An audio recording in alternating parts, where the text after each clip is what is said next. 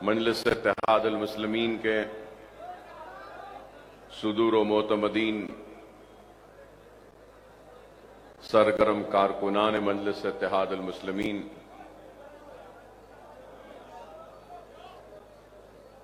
और घरों में बैठकर सुनने वाली मेरी इज्जत माब पर्दानशीन माँ और बहनों,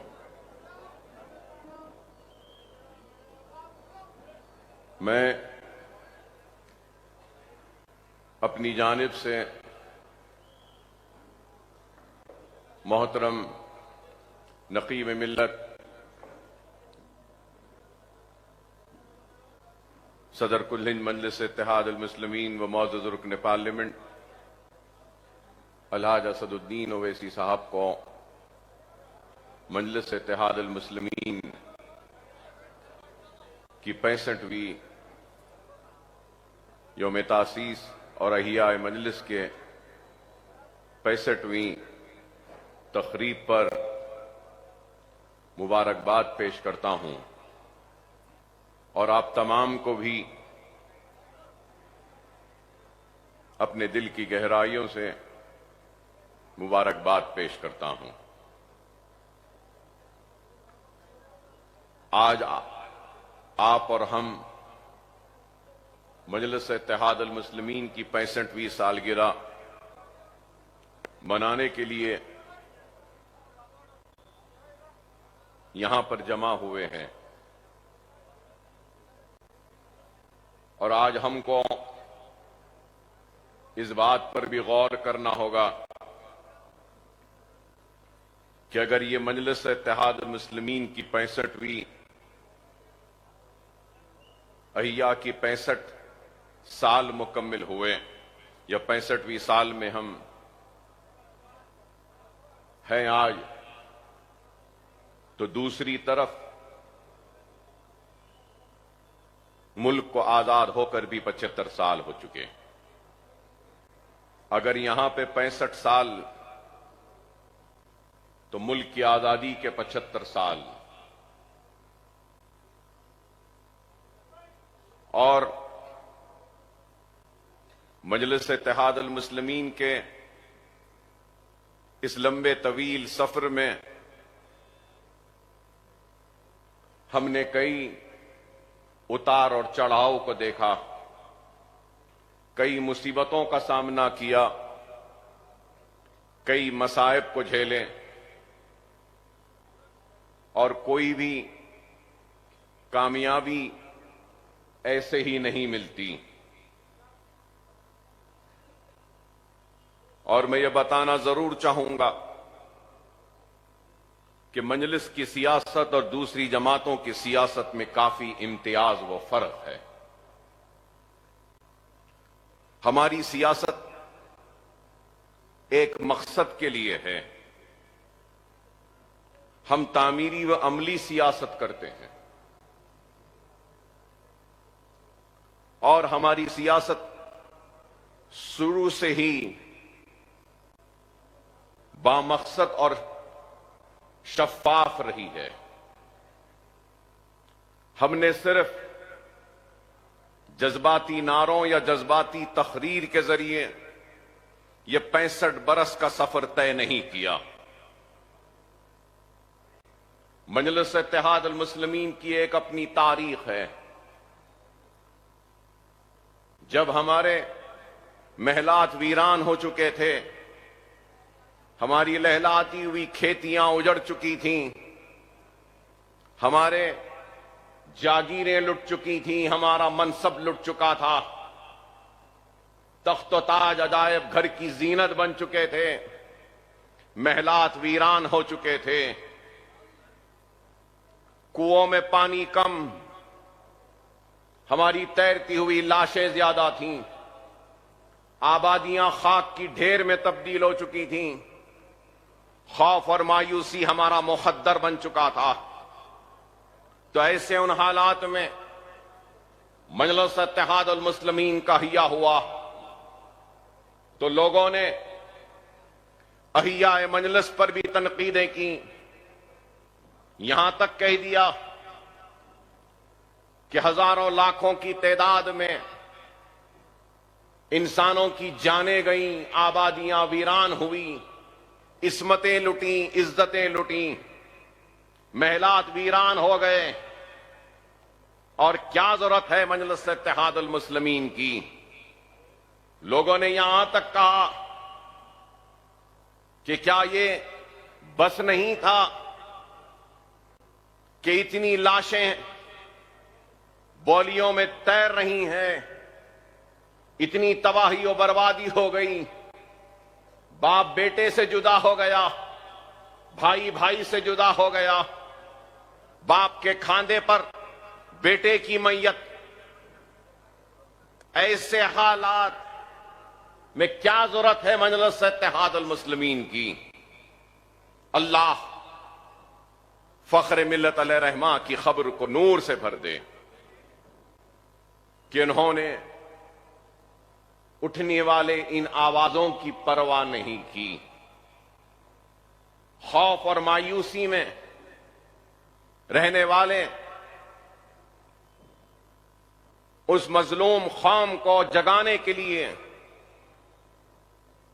उनको बेदार करने के लिए, उनको एक मरकज सियासत पे लाने के लिए मजलिस इत्तेहादुल मुस्लिमीन का हिया किया। और जब मजलिस इत्तेहादुल मुस्लिमीन का हिया हुआ तो मजलिस के पास कुछ नहीं था, मजलिस के पास उसका खुद का दफ्तर भी नहीं था। मुझे सालारे मोहतरम का वो जुमला याद आता है कि एक कागज का टुकड़ा और एक टूटा कलम भी हमारे पास नहीं था। ऐसे इन हालात में मजलिस का हिया हुआ और मजलिस इत्तेहादुल मुस्लिमीन आगे बढ़ते गई, काम करती रही, एक मकसद को लेकर, एक मिशन को लेकर आगे बढ़ी। और वो मिशन, वो मकसद क्या था?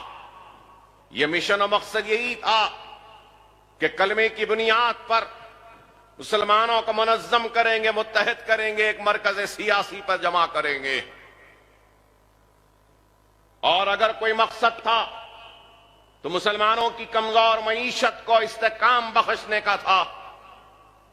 एक मिशन और मकसद था तो मुसलमानों की तालीमी पसमानदगी को दूर करते हुए इल्म के मैदान में उनको आगे बढ़ाना था।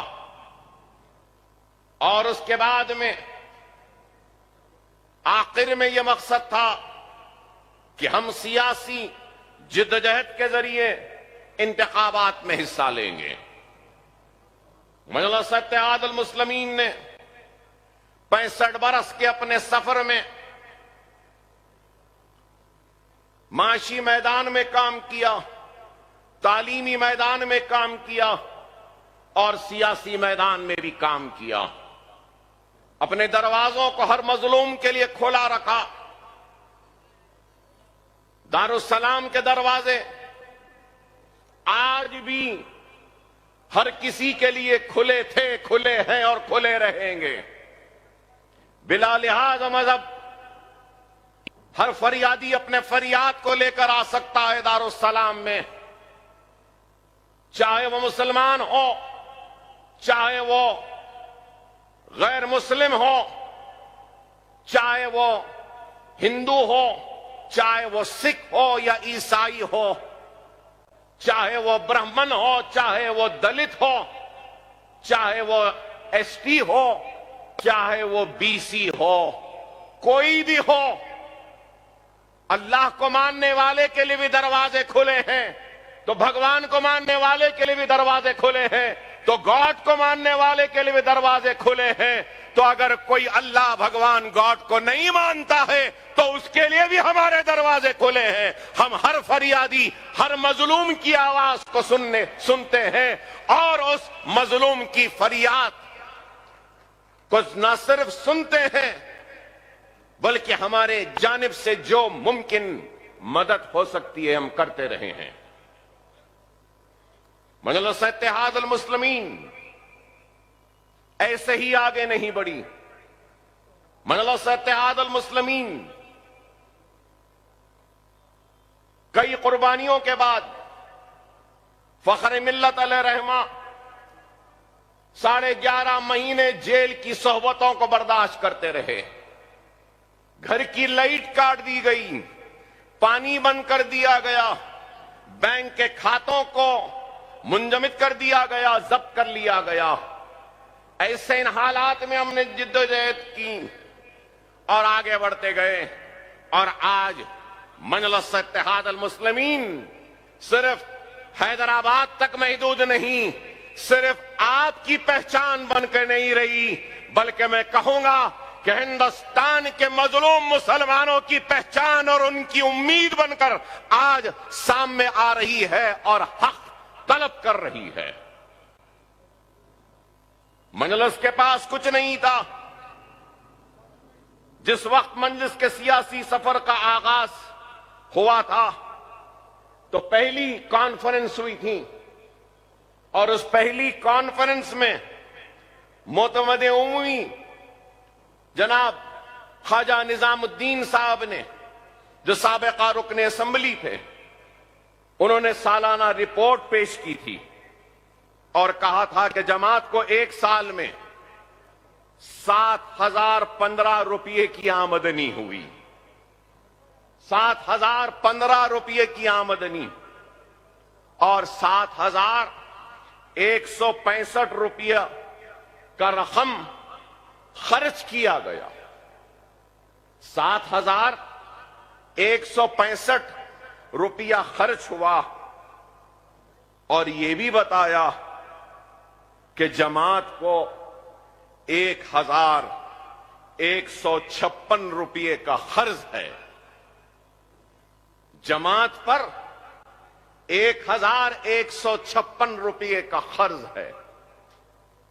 तो अंदाजा लगाओ, वो लोग जो पूछते हैं कि मजलिस ने क्या किया, 65 बरस के इस सफर के आगाज के वक्त 1,156 का खर्च था, तो जुमला आमदनी 7,015 रुपये थे और खर्च 7,165 रुपये का था। और आज मजलिस इत्तेहाद अल मुस्लिमीन के असासे हजारों करोड़ में हैं। ये इमारतें, इन इमारतों की बुलंदी चीख कर चिल्ला कर बयान कर रही है कि कितनी दियानत, कितनी ईमानदारी और इखलास के साथ 65 बरस के सफर को मजलिस ने तय किया और इन वीरान मैदान को आबाद किया तालीमी दर्जगाहों के जरिए। एक तरफ इंजीनियरिंग कॉलेज है तो इस तरफ MBA MCA कॉलेज है, तो उसके बाजू में कॉलेज ऑफ फार्मेसी है, तो इसके इधर बगल में कॉलेज ऑफ आर्किटेक्चर है, M.Pharm है, ME है, MBA है, MCA है, B.Pharm है, फार्मा D है, आर्किटेक्चर है। अरे ये दारुस्सलाम कब हासिल हुआ, कैसे हासिल हुआ? अरे आज जिस मुकाम से हम आपसे मुखातिब हैं, ये वही मुकाम है जब दारुस्सलाम को हासिल किया 70 के दहे में, तो उस वक्त इसी मुकाम पर जानमाज बिछाकर सालारे मिल्लत ने नमाज अदा की थी, अल्लाह का शुक्र अदा किया, आज दारुस्सलाम को हासिल किया।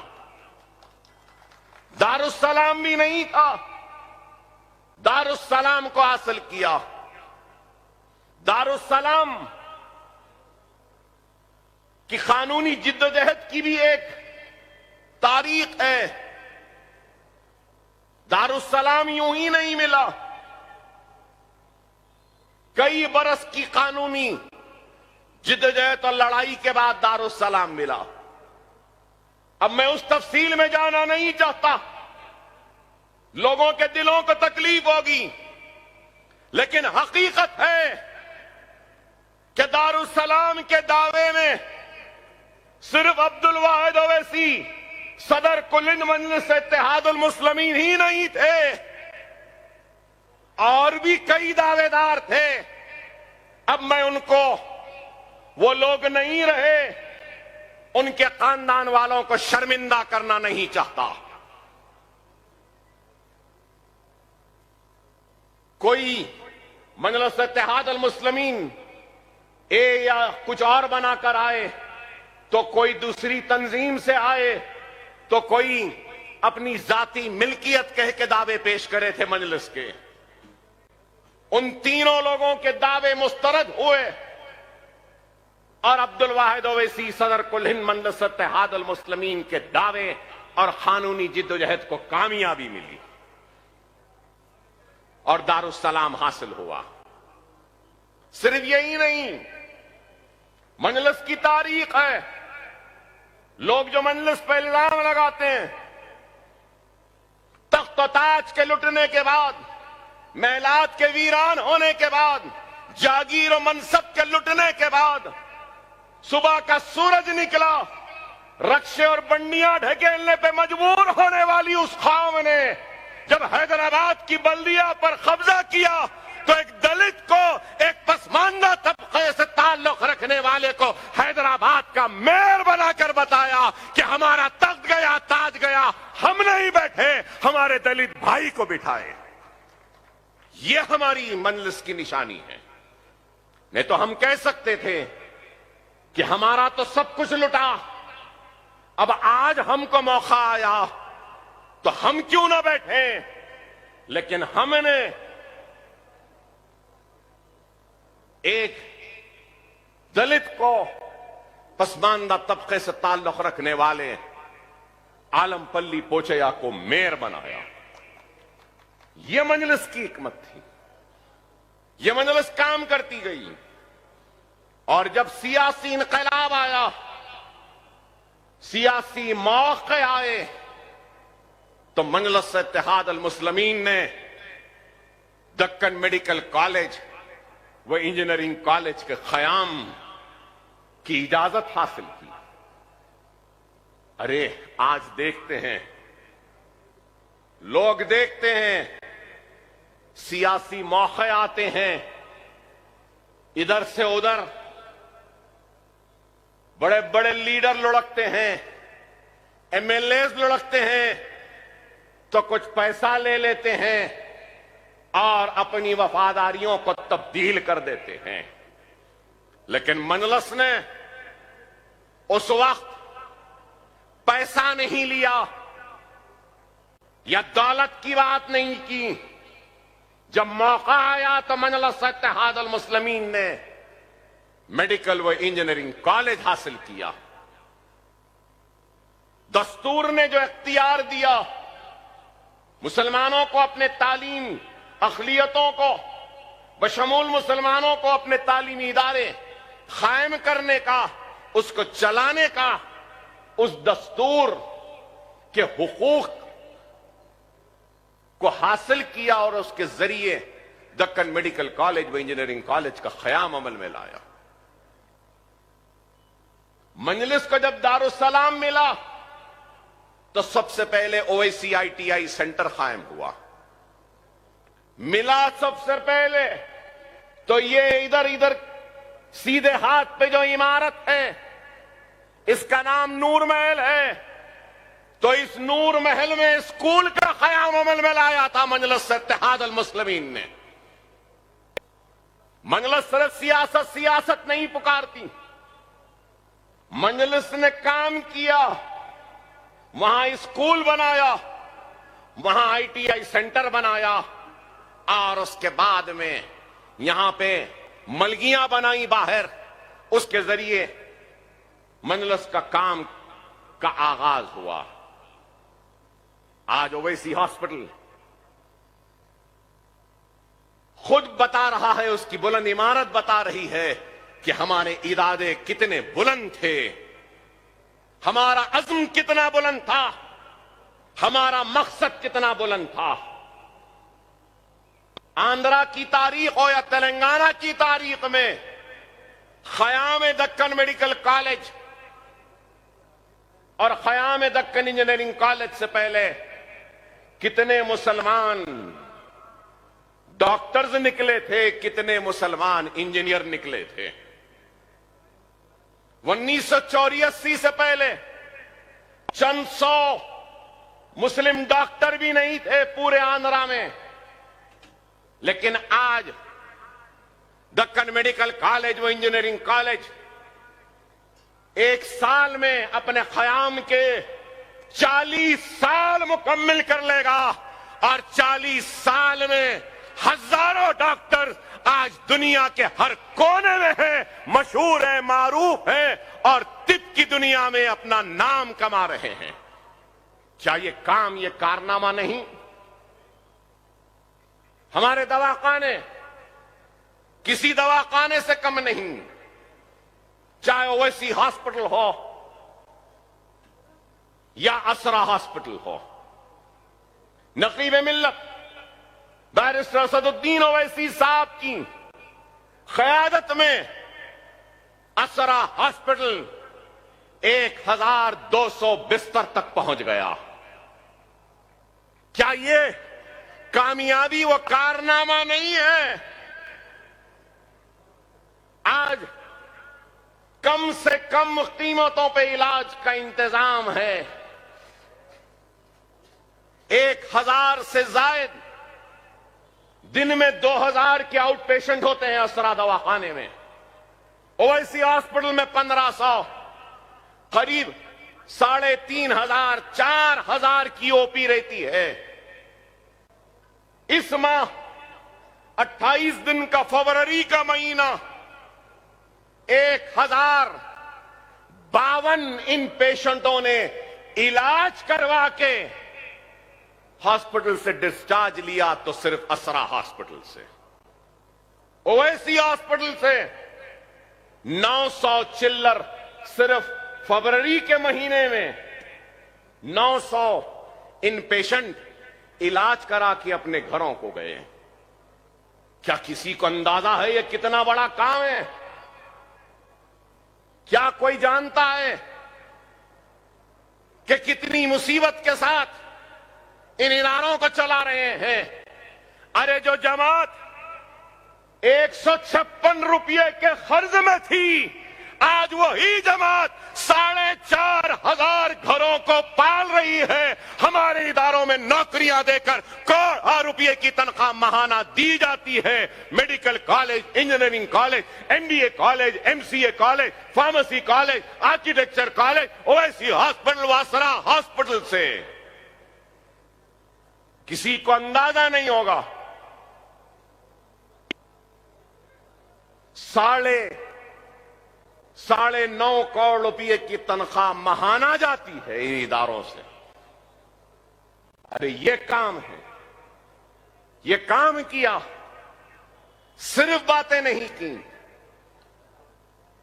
एक तरफ हिंदुस्तान की आजादी के अगर 75 साल हैं, तो दूसरी तरफ 65 साल है। लोग इसी से जायजा ले लें, इसी से जायजा ले लें कि 65 बरस में क्या हुआ, 75 बरस में क्या हुआ।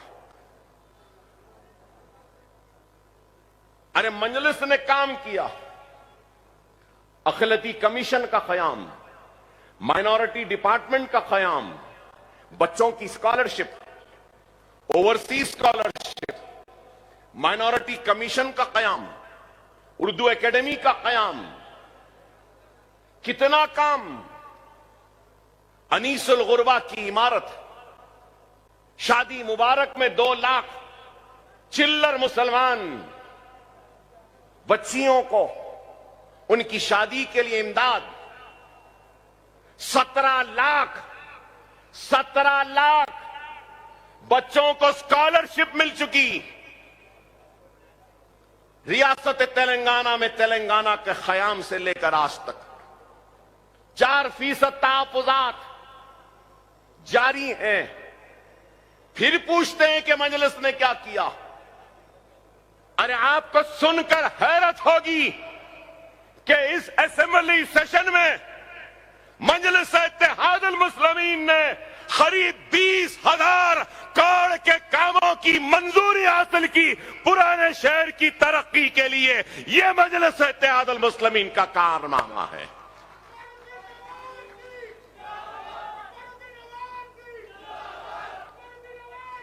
बच्चा पढ़ना चाहता है तो हुकूमत स्कॉलरशिप देती है। लोग कहते हैं कि मजलिस ने क्या किया।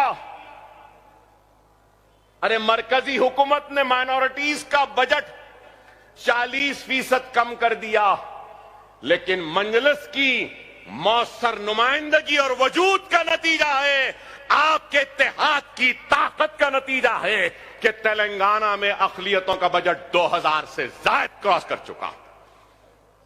क्या ये मजलिस की कारकर्दगी या कामयाबी नहीं?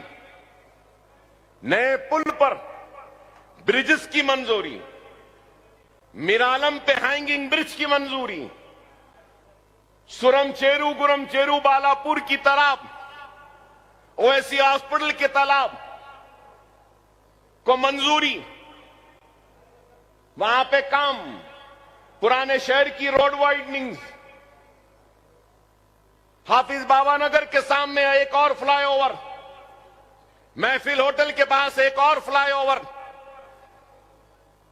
और फिर चंद्रायन गुट्टा से आगे बल्लागुड़े के पास एक और फ्लाईओवर, मेहदी पट्टनम रेती बौली से लेकर टोली चौकी तक एक और फ्लाईओवर, फतेह दरवाजे की रोड की वाइडनिंग, किशनबाग के पास की रोड की वाइडनिंग, चंद्रायन गुट्टे में कई रोड वाइडनिंग, चार मीनार में रोड वाइडनिंग, कारवान में रोड वाइडनिंग, चंद्रायन गुट्टे में 500 करोड़ के जरिए सीवरेज की रीमॉडलिंग की मंजूरी, 350 करोड़ कारवान में मंजूरी, मलकपेट में आईटी टावर की मंजूरी, स्टार्टअप्स का आगाज होगा, नौजवान बच्चे अपने स्टार्टअप्स के जरिए काम करेंगे। पुराने शहर में एक मरकज, आईटी सेंटर।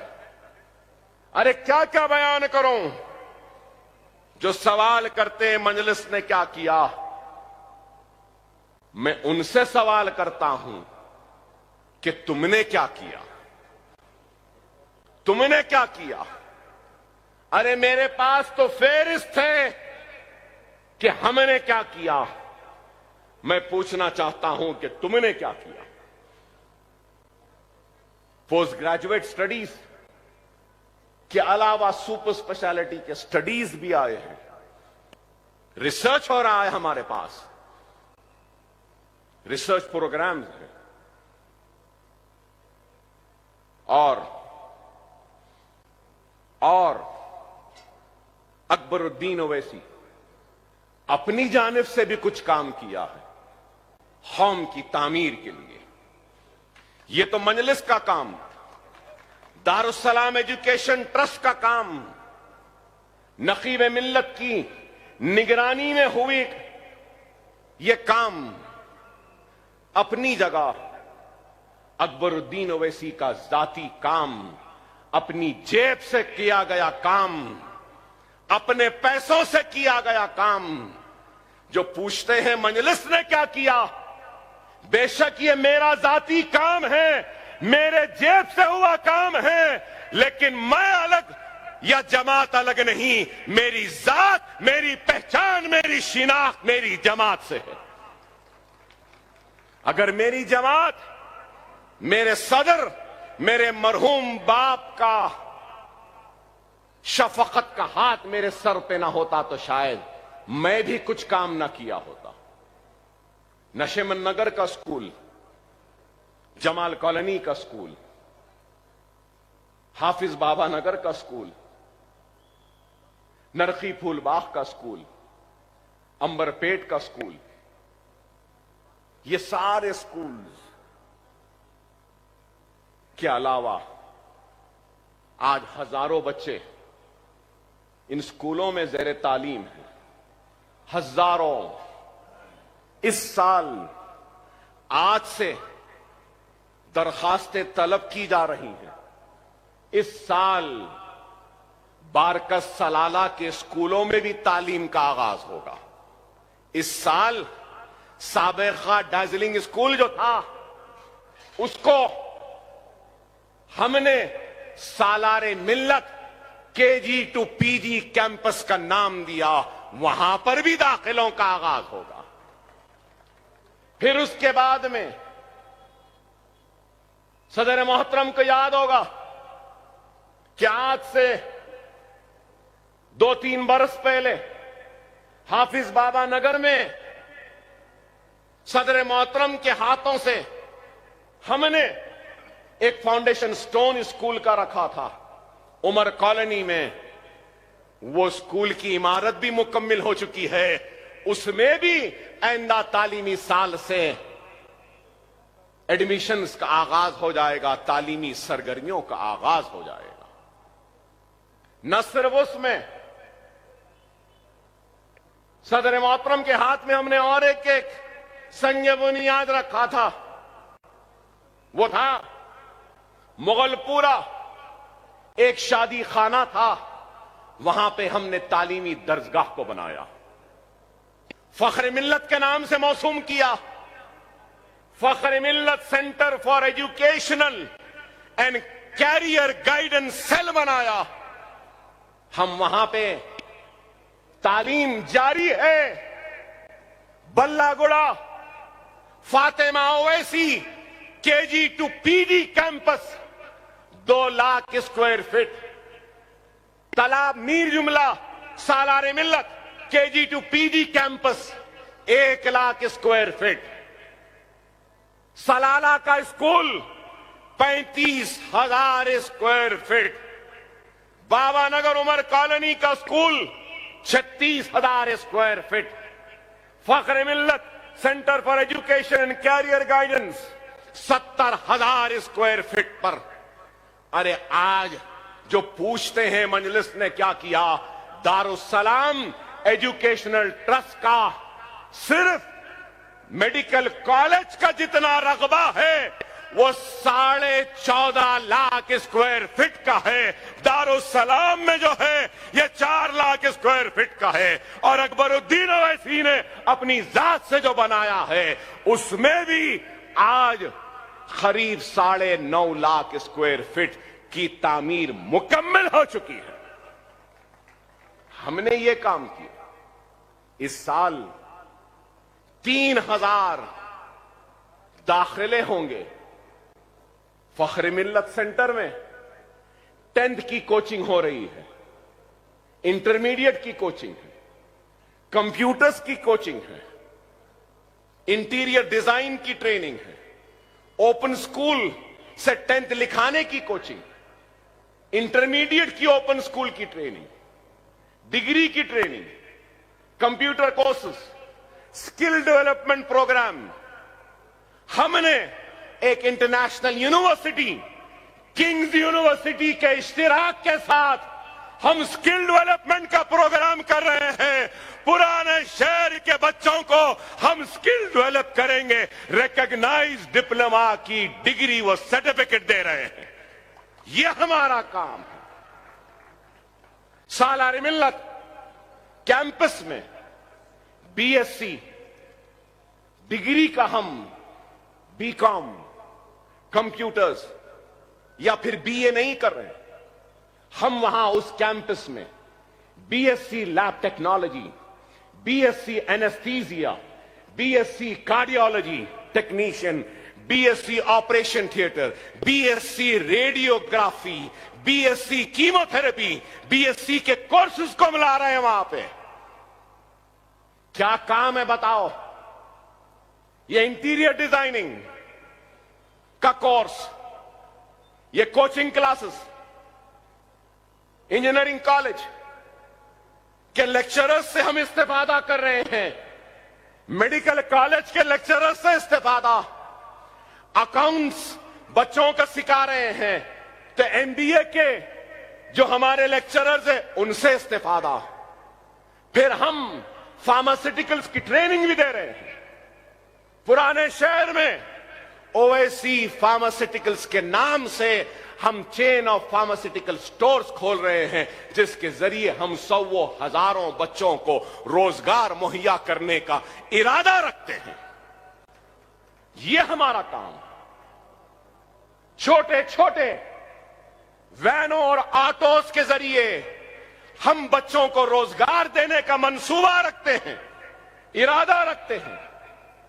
एक इलेक्ट्रॉनिक ऑटो ले रहे हैं, एक पायलट बेसिस पे हम प्रोग्राम करने जा रहे हैं, जहां पे हम हैदराबादी हलीम, हैदराबादी बिरयानी, हैदराबादी लुकमी, हैदराबादी कबाब, हैदराबादी मिर्ची का सालन, हैदराबादी बैगन का सालन, ये पूरे ऐसे छोटे छोटे स्टॉल्स में हमारे बेरोजगार बच्चों को हम ओएसी हॉस्पिटल के किचन में बना कर देंगे, उनको रोजगार पे लगाएंगे, उनको कमाने का जरिया बनाएंगे। ये हमारा काम है, ये हमारा मंसूबा है, ये हमारा इरादा है। मैं पूछना चाहता हूं, हम पे तनकीद करने वालों, क्या तुमने कुछ किया?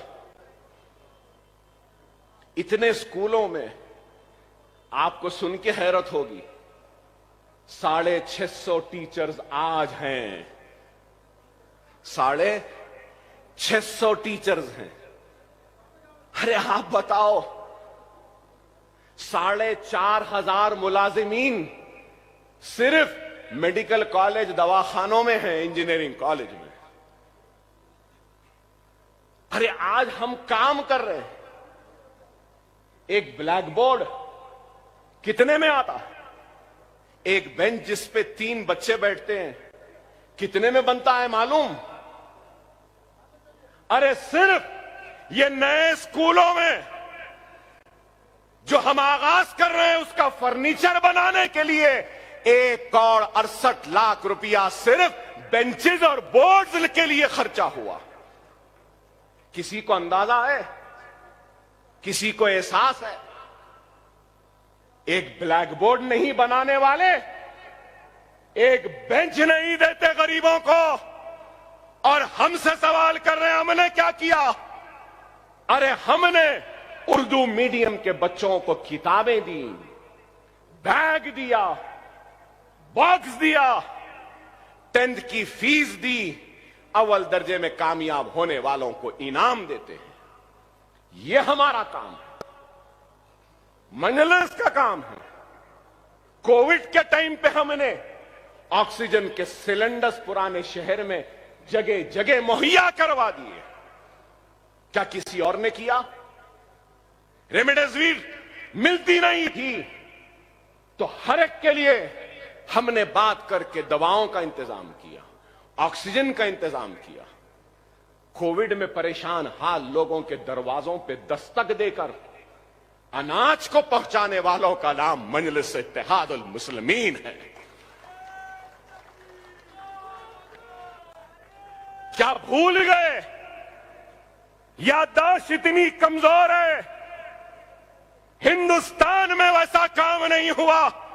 कोविड में जो हमने काम किया, ये नहीं देखा कि भूखा मुसलमान है या हिंदू हो या सिख है या ईसाई। जिसने भी फोन किया उसके दरवाजे पर 15 दिन 1 महीने का अनाज लेकर पहुंचने वालों का नाम मजलिस इत्तेहादुल मुस्लिमीन है। लोग चंद थैलियां देकर फोटो खिंचाते, अरे हमने तो लदी हुई लारियां दे दी आवाम को। ये मजलिस है, ये दिल है हमारा। हम मिट जाएंगे, मर जाएंगे, लेकिन अपनी कौम को तबाह बर्बाद होने नहीं देंगे। यही तालीम फख्र मिल्लत ने दी थी, यही तालीम सालार ने दी, और इसी तालीम पर नकीब मिल्लत और हमारा अरकान असेंबली इसी पर चल रहे हैं।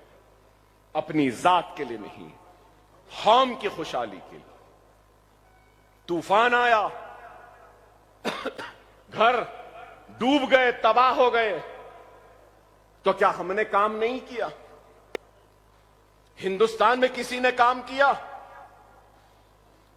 बाबानगर में, दूसरे इलाकों में घरों की फ्रिजों को बनाया, वॉशिंग मशीन को बनाया, हमने इलेक्ट्रिकल काम किया, बर्तन दिया, बिस्तर दिया, कपड़े दिए, अनाज दिया, दवाएं दी। पूरे हैदराबाद में मेडिकल कैंप्स के जरिए 2 करोड़ से जायद की अद्वियात को हमने तकसीम किया। क्या किसी ने किया? क्या किसी ने किया?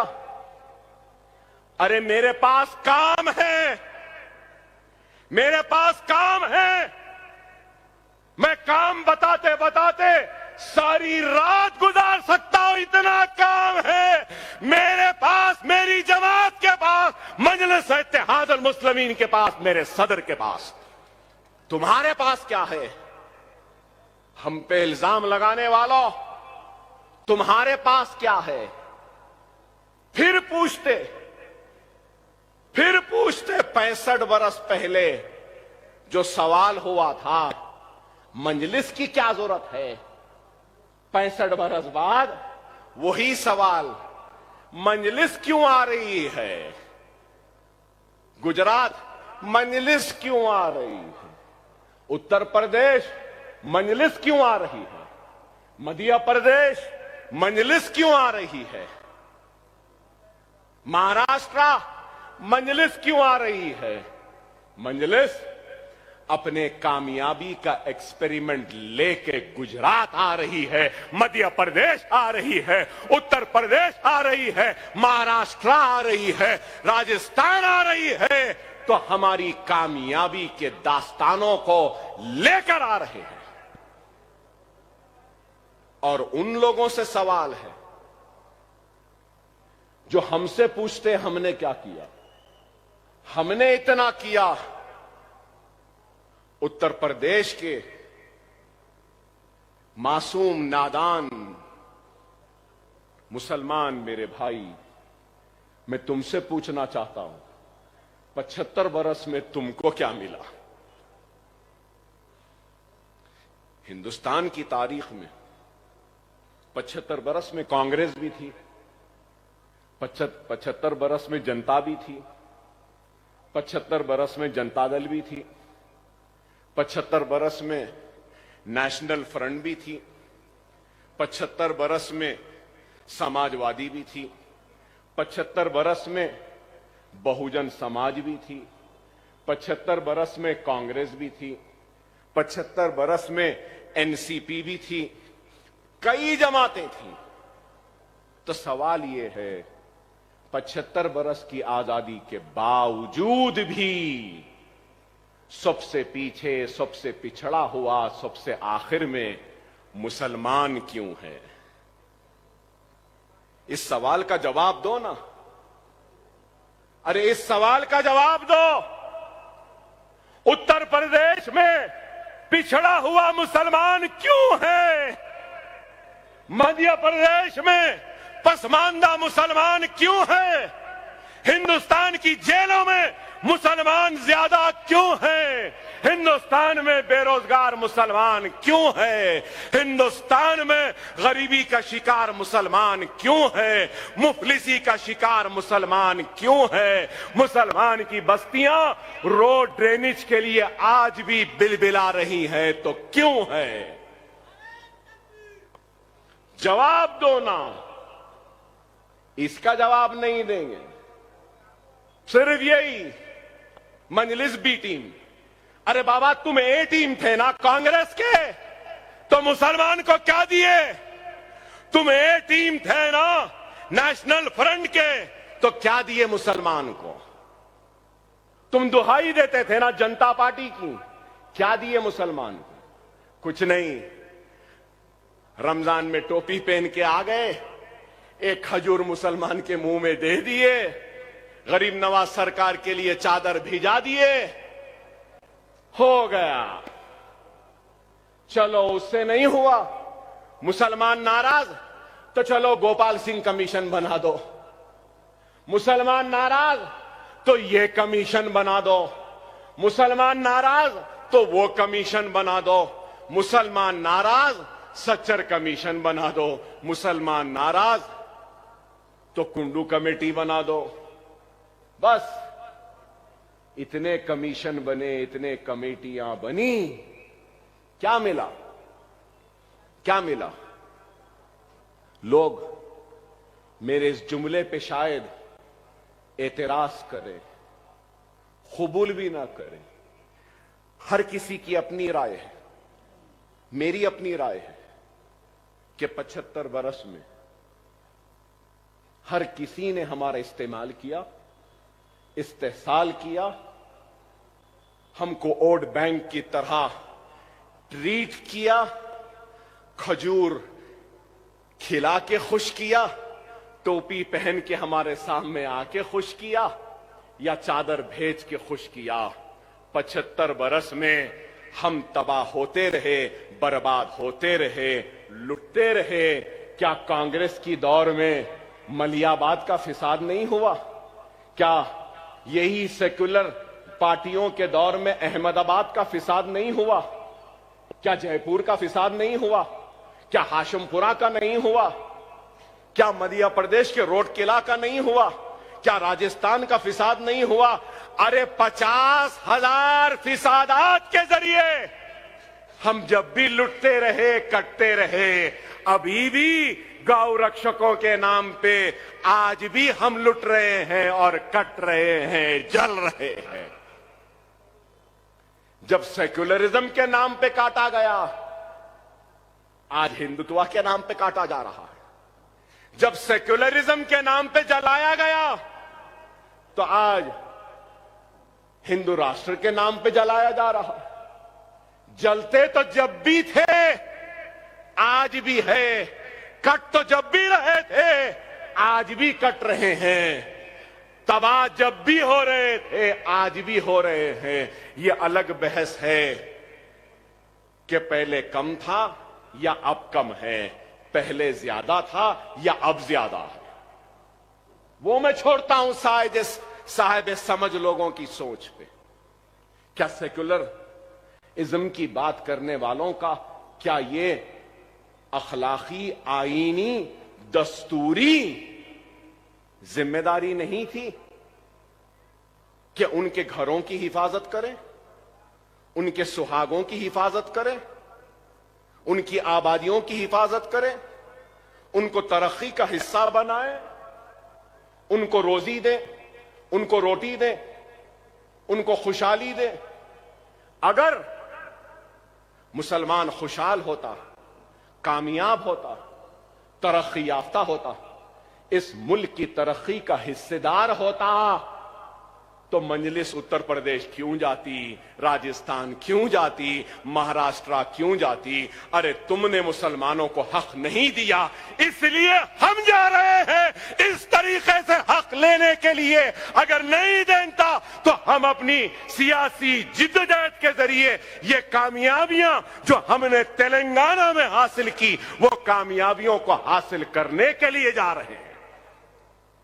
दवाखाने बनाने जा रहे हैं, तालीमी दर्सगाहें बनाने जा रहे हैं, 4% तहफुजात दिलाने जा रहे हैं, शादी मुबारक वहां भी लाने जा रहे हैं, स्कॉलरशिप बच्चों को दिलाने जा रहे हैं। अरे आज बुरा दिखेगा कि अकबर ओवैसी मुसलमान की बात करता। हां करता, बेशक करता। क्यों करता? कभी इस पे भी तो गौर करो। अरे मैंने दस्तूर पे हल्फ लिया है, दस्तूर हिंद पे हल्फ लिया हूं, ओत लिया हूं। पब्लिक रिप्रेजेंटेटिव के हैसियत से मेरी जिम्मेदारी है, जो पीछे हैं, जो कमजोर हैं, उसका हाथ पकड़ूं और उसको सामने लाऊं। बेशक हिंदुस्तान में गुर्बत का शिकार हिंदू भी है, परेशानी का शिकार सिख भी है, मुसीबत का शिकार ईसाई भी है, लेकिन गुर्बत सबसे ज्यादा मुसलमान में, तालीम सबसे कम मुसलमान में है, गैर महफूज मुसलमान है। इसलिए मैं उस कमजोर का हाथ पकड़ के सामने ला रहा हूं। जब ये मुसलमान कमजोर आगे आ जाएगा और अगर कोई ब्राह्मण अगर पीछे है तो अल्लाह की कसम अकबरुद्दीन ओवैसी उस ब्राह्मण का हाथ पकड़कर भी उसको सामने लाने की कोशिश करेगा। यह है हमारी सियासत। मगर ये क्या बोलते हैं, अरे मुसलमान मुसलमान मुसलमान। अरे सो कॉल्ड सेक्युलर पार्टियां अगर मुसलमान का काम करते तो मैं मुसलमान मुसलमान नहीं चीखता था। तुम नाकाम हुए, मुझे आना पड़ा। तुमने न सिर्फ मुसलमानों के साथ नाइंसाफी की, तुमने दलितों के साथ नाइंसाफी की, तुमने पसमानदा तबकात के साथ नाइंसाफी। क्या इस असेंबली में अकबरुद्दीन ओवैसी ने अफजलगंज की मस्जिद, बागयाम की मस्जिद, मक्का मस्जिद, अनीसुल गुरबा के साथ साथ क्या लाल दरवाजे की मंदिर का जिक्र नहीं किया? यह सेक्युलरिज्म नहीं दिखता इनको, नहीं दिखता। शिवरात्रि के लिए तातील किसने मांगी? अचलिकास को इमदाद देने की बात किसने की? अइम्मा और मौजनों को तनख्वाह यहां मिल रही है, किसने हासिल किया? हमने हासिल किया। अरे सिर्फ इल्जाम, मजलिस क्या करी, मजलिस बी टीम, मजलिस ऐसा। अरे ये सो कॉल्ड सेक्युलर ताकतें हमको तहफ्फुज देने में नाकाम हुए, हमको रोजी देने में नाकाम हुए, हमको रोटी देने में नाकाम हुए, हमारे बस्तियों को बचाने में नाकाम हुए, हमारे बच्चों को नौकरियां देने में नाकाम हुए, हमारी मां और बहनों की इज्जतों इस्मतों को बचाने में नाकाम हुए, और उसके साथ ही साथ हिंदुत्व की ताकतों को उभरने से, उठने से रोकने में भी नाकाम हुए। क्या नहीं हुए? अगर ये दियानतदारी, ईमानदारी के साथ अगर काम करते तो मुल्क में जो हालात है क्या यह होते? जो आज जो मुल्क को बांट रहे हैं मजहब के नाम पे, क्या वो अनासिर इतने कामयाब होते? क्या ताकतवर होते? अरे इनकी नाकामी है सही वक्त पे, सही वक्त पे अगर इन जालिमों को कानून के जरिए सजा दे दिए होते तो आज हिंदुस्तान को यह दिन देखना ना पड़ता। क्या मेरी बात गलत है? हम पे इल्जाम लगाने वालों, इसका जवाब तुम्हारे पास। अरे तुम एहसान जाफरी को इंसाफ देने में भी नाकाम हुए तो तुम उस एहसान जाफरी के कातिलों को आगे बढ़ने से रोकने में भी नाकाम हुए। हमको तो तुमने कुछ नहीं दिया, इस मुल्क को क्या दिया? महंगाई, बेरोजगारी क्या है? गैस और महंगी हो चुकी, पेट्रोल और महंगा, डॉलर और बढ़ रहा है, सरहदें गैर महफूज है। लेकिन इलेक्शन से पहले बनने वाला चौकीदार अपनी चौकीदारी की टोपी सीटी निकाल के गद्दी पे बैठा है, देख ही नहीं रहा है।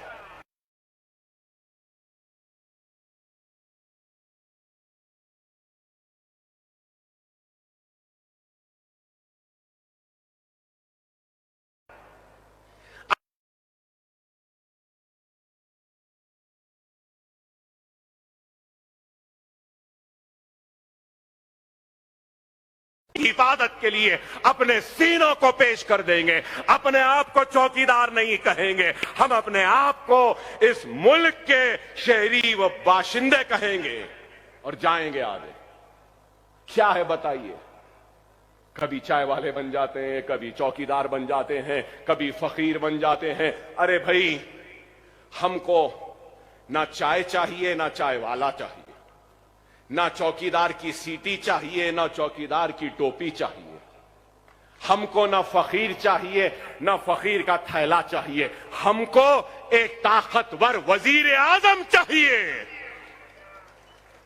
वह एक ताकतवर वजीर आजम दे दो, बस यही काफी है। गरीबों के लिए कुछ करने वाला दे दे। मुझे हैरत होती है, आज भी याद आता है क्या क्या नहीं बोला। यह भी बोला था कि पहले शौचालय बाद में देवालय। ऐ हिंदुत्वा के ताकतवर पहलवानों, गांव रक्षकों, तुम्हारे घर के शौचालय बना दिया चौकीदार या नहीं बनाया, मेरा सवाल है। बन गए? ना ही शौचालय बने, ना ही कुछ बना, सिर्फ बातें। कोई बेघर नहीं रहेगा 2022 तक। मिल गए? 15 लाख आ जाएंगे, आ गए। ट्रिलियन इकॉनमी हो जाएगी, इतनी ट्रिलियन उतनी ट्रिलियन हो गई। कुछ नहीं हुई, सिर्फ बातें, सिर्फ बातें। मैं पहले भी कहता था बेहतरीन अदाकार है, बेहतरीन अदाकार। वही अदाकारी, वही दिखावा। और क्या मिला? मैं बताओ, मुझे बताओ क्या मिला? 10 बरस में खुशहाली मिली, 10 बरस में तरक्की मिली, 10 बरस में शौचालय मिले, 10 बरस में घर मिला, 10 बरस में गैस मिला।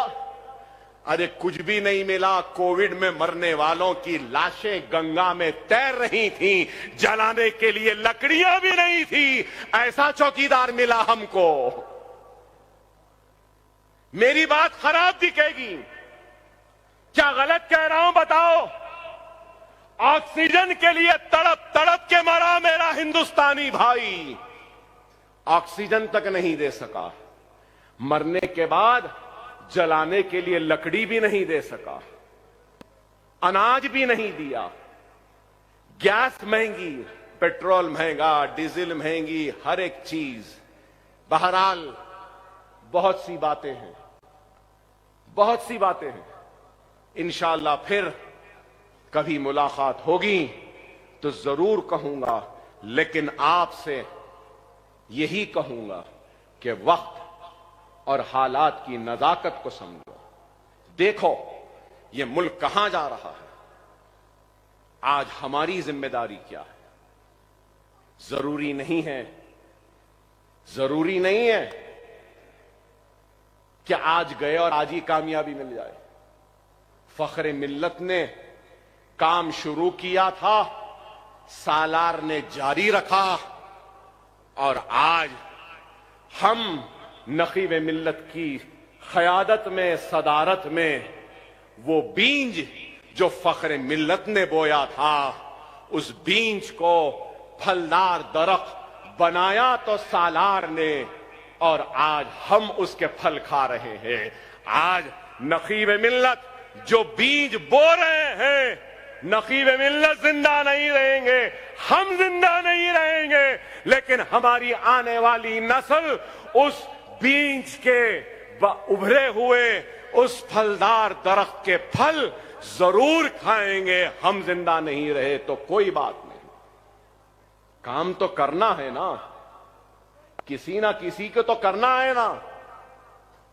65 साल पहले कांटों भरा ताज फख्र मिल्लत ने पहना था, तो आज वो कांटों भरा ताज मुसलमानों की क़यादत को बनाने का जो पहना है, तो वो मर्द मुजाहिद नकीब मिल्लत बैरिस्टर असदुद्दीन ओवैसी है।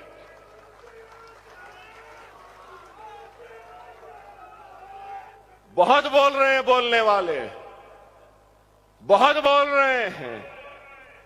बोलो, तुम जितना बोलते बोलो, हमको परवाह नहीं।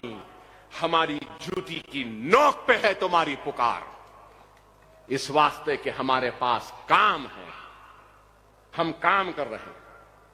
हमको चोर बोले, हमको बेईमान बोले, हमको सौदेबाज बोले, हमको बी टीम बोल रहे हैं, कोई नई बात नहीं है। मगर याद रखो, दियानतदार, दियानतदार, ईमानदार बाप का बेटा है असदुद्दीन ओवैसी। इसकी ईमानदारी की गवाही मैं देता हूं, हम सब हैदराबाद देते हैं। हमारा सदर दियानतदार ईमानदार है। अगर कोई कीचड़ उछालेगा तो खबरदार, हमारी बर्दाश्त को तुम और इम्तिहान न लो, हमारी बर्दाश्त का इम्तिहान न लो। वो तो उनकी हिकमत है कि अकबर ओवैसी खामोश है, नहीं तो खुदा की कसम क्या कर सकता हूं ये दुनिया जानती है, और मंजलिस क्या कर सकती है ये सब जानते हैं। यहां बैठे लोग क्या कर सकते हैं ये भी तुमको बता देंगे वक्त आने पर। खबरदार, खबरदार, हम ईमानदारी के साथ, दियानतदारी के साथ काम कर रहे हैं।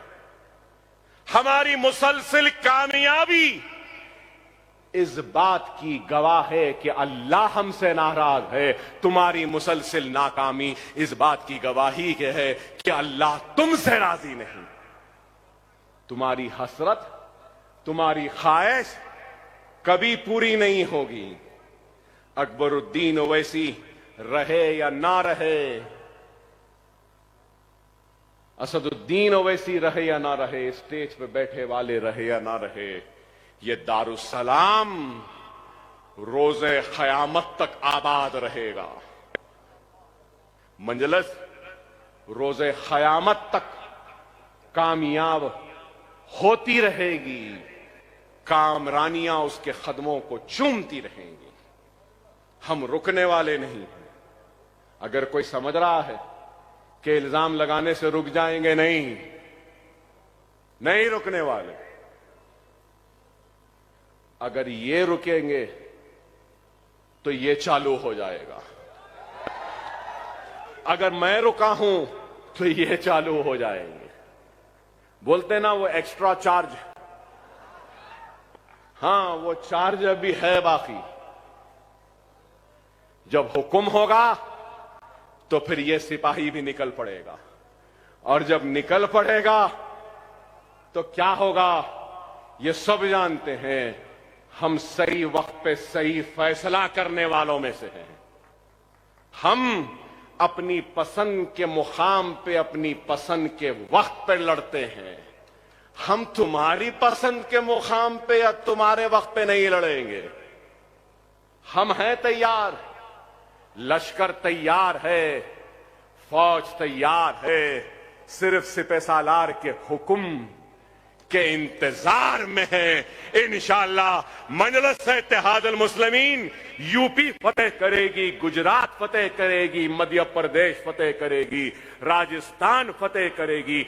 आज नहीं करी तो कल करेगी। मजलिस आगे बढ़ रही है, बढ़ते रहेगी। नकीब मिल्लत आप आगे बढ़िए, हम आपके साथ हैं, हमारी दुआएं आपके साथ हैं, हमारी हिम्मत आपके साथ है, हमारा जज्बा आपके साथ है। वाखिरु दावाना अल्हम्दुलिल्लाहि रब्बिल आलमीन।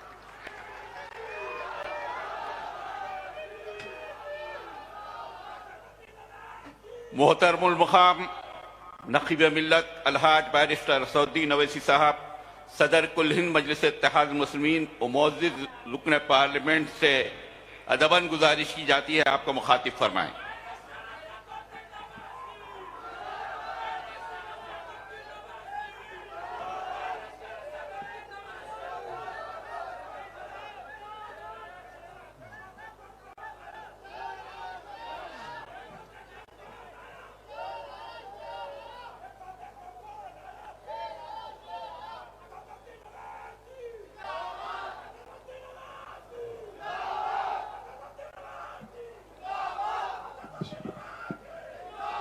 औज़ुबिल्लाहि मिनश्शैतानिर्रजीम बिस्मिल्लाहिर्रहमानिर्रहीम।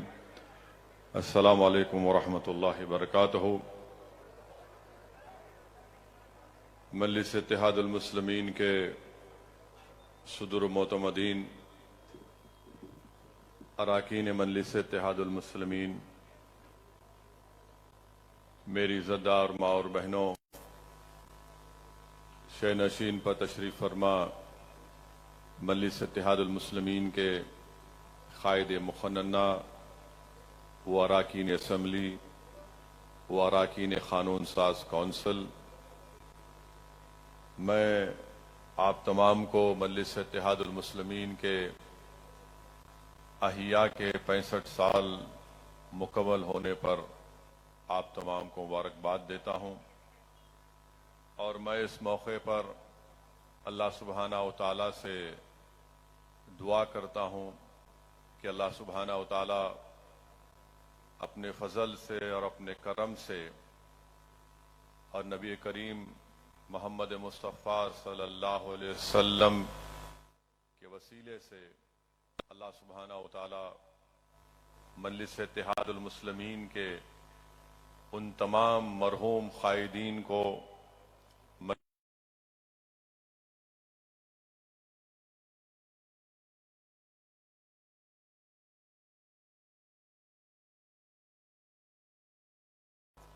मजलिस इत्तेहादुल मुस्लिमीन के उन तमाम मरहूम वोटर्स को जिन्होंने अपनी ज़िंदगी में मजलिस इत्तेहादुल मुस्लिमीन की मजबूती के लिए कुर्बानियाँ पेश की, मैं अल्लाह से दुआ हूँ कि अल्लाह सुब्हाना व तआला उन तमाम मरहूमीन की अल्लाह मग़फ़रत फरमाए और अल्लाह सुब्हाना व तआला उनका नेक नामुल बदल हमको अता भी करे। अजीज़ान मिल्लत, मोअज़्ज़िज़ हाज़रीन इकराम, 65 साल का एक लंबा सफ़र अल्हम्दुलिल्लाह मजलिस इत्तेहादुल मुस्लिमीन ने मुकम्मल किया है। और अगर आप मजलिस इत्तेहादुल मुस्लिमीन की तारीख़ का मुताला करेंगे तो मजलिस इत्तेहादुल मुस्लिमीन ने अपने सियासी सफ़र को और सियासी सफर का आगाज किया और अभी भी जारी है। ये मेरा मानना है कि ईसार, जज्बात और एक फिक्र को लेकर हमारे बुजुर्गों ने इस सियासी सफर का आगाज किया और यही चीजें हैं कि लोग कहते हैं कि मजलिस जज्बात से काम लेती है। ये जज्बात ही थे जिन्होंने हमको 65 साल का सफर मुकम्मल करवाया। ये फिक्र ही थी जिसने इन तालीमी इदारों को और अस्पतालों को कायम किया। ये हमारी कुर्बानियां थीं कि हमने अपना सब कुछ लुटाया ताकि हमारी मरकज़ सियासी को हम ताकतवर बनाकर रखें। तो मेरे अजीज दोस्तों और मजलिस इत्तेहादुल मुस्लिमीन के तमाम अरकान और सिपाहियों से मेरी अपील है कि हमको अपने जज्बात को जिंदा रखना है, ईसार को जारी रखना है और हमारी जो फिक्र है एक मजलूमों के लिए, उसको सामने रखकर हमको आने वाले मुस्तकबिल के चैलेंजेस का सामना करना पड़ेगा। मेरे अजीज दोस्तों और बुजुर्गों, आपने एक तफसीली तकरीर कायद मुखन्ना अकबरुद्दीन ओवैसी से सुना। उससे पहले मोहतरम अहमद पाशा कादरी साहब ने भी मुख्तसर तकरीर मगर उसमें बहुत अहम नुकात जनाब अहमद पाशा कादरी साहब ने उठाए हैं। मेरी आप तमाम से सिर्फ यही गुजारिश है कि हमारे लिए अब एक चैलेंज ये है कि हम कैसे हमारे मुल्क में जिस वतन अजीज को हमने अपने खून पसीने से हमारे बुजुर्गों ने अंग्रेजों की 200 साल की गुलामी से आजाद करवाया, जिस वतन अजीज को हमारे बुजुर्गों ने एक आइन दिया, संविधान दिया और हमारे वतन अजीज के आइन बनाने वाले बुजुर्गों ने यह ख्वाब देखा था कि मुल्क पार्लिमानी जमहूरियत पर चलेगा मगर इसमें शिराकतदारी की भी जमहूरियत होगी। हमारे अजीम बुजुर्गों ने ख्वाब देखा था कि मुल्क एक ताकतवर मुल्क बनेगा और ताकत के माने हमारे बुजुर्गों ने सिर्फ ये नहीं कहा था कि कोई एक वजीर आजम बन जाए और वो पुकार पुकार कर कहे कि मेरा 56 इंच का सीना है। हमारे बुजुर्गों ने ख्वाब नहीं देखा था कि कोई एक शख्स ताकतवर वजीर आजम बन जाए और अपनी एक पार्टी की ताकत की बुनियाद पर आईन को कमजोर कर दे, जमहूरी इदारों की बुनियादों को हिलाकर रख दे। हमको इस बात को सामने रखकर काम करने की जरूरत है कि हम कैसे हमारे वतन अजीज की जमहूरियत को मजबूत बनाएं और मजलिस इत्तेहादुल मुस्लिमीन की 65 साला सियासी सफर का सबसे बड़ा अगर आप निचोड़ देखेंगे वो ये है कि हमने भारत की जमहूरियत को मजबूत किया है। हमने लोगों के दिलों में जमहूरियत के जरिए अपने मसाइल के हल और अपने मसाइल का हल तलाश करने का तरीका सिखाया है। हमने अवाम के दिलों में इस बात का पैगाम पहुंचाया है कि तशद्दुद से जमहूरियत कमजोर होती है और इत्तेहाद से आपकी आवाज ऐवानों में पहुंचती है।